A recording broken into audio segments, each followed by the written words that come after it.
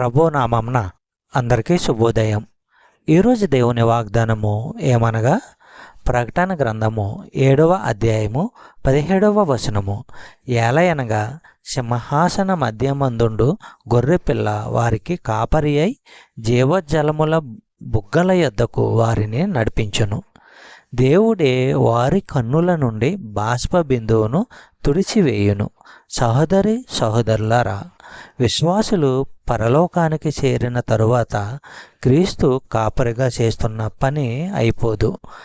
ఆయన వారికి యుగ యుగాలకు ఎప్పటికీ నాయకుడుగా కాపరిగా ఉంటాడు. పరలోకములో విశ్వాసులు సంతృప్తిగా ఉంటారు కానీ ఈ జలాలను తాగడం మానుకోరు. విశ్వాసులు ఈ లోకంలో ఉన్నప్పుడు ఆయనను అనుసరించారు. అక్కడ కూడా అంటే పరలోకంలో కూడా ఆయనను అనుసరిస్తారు. చెప్పబడిన వాగ్దానము దేవుడు దీవించి ఆశీర్వదించునుగాక. ఆమేన్.